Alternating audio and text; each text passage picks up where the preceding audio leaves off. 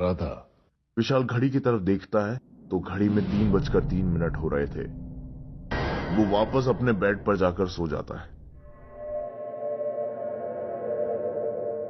अगली ही सुबह विशाल जब अपनी बाइक में ऑफिस के लिए जा रहा होता है, वो एक रेड लाइट पर रुकता है।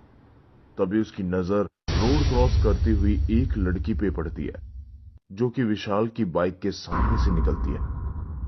वो लड़की विशाल को नहीं देख रही थी, पर विशाल उस लड़की को घूर घूर के देख रहा होता है, क्योंकि ये वही लड़की थी जो रात में विशाल के सपने में आई थी।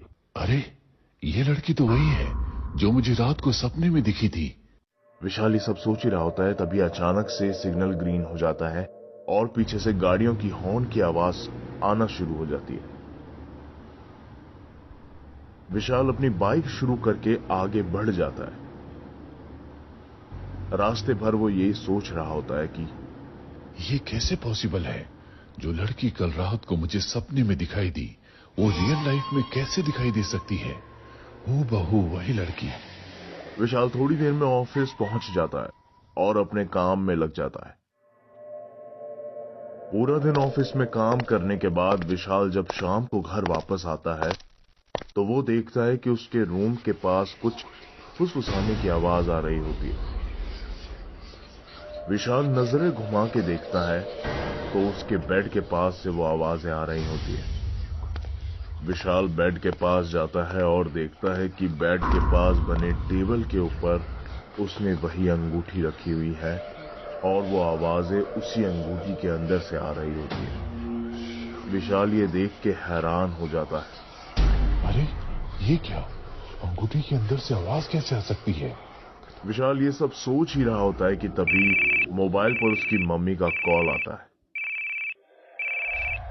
विशाल फोन को उठाता है और बोलता है, प्रणाम माँ, तबीयत कैसी है?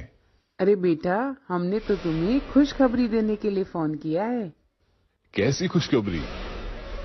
तुझे याद है ना, जो हमारी जमीन थी जो सरकार ने ले ली थी हाईवे बनाने के लिए, और उसके पैसे भी हमें अभी तक नहीं मिले थे। हाँ, मुझे अच्छे से याद है। उस जमीन का पैसा हमारे अकाउंट में आ गया है। और मजे की बात तो ये है कि जिस बाबू ने हमारे पैसे अटकाए थे ना, खुद आया था वो हमारे घर और घर पर आकर चेक देकर गया। आज उसका पैसा हमारे अकाउंट में आ गया है। अरे वाह! विशाल की माँ विशाल को खुशखबरी सुनाने के बाद फोन को रख देती है।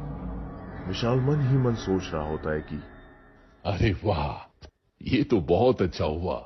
इतने सालों से अटका हुआ काम पूरा हो गया। पिताजी भी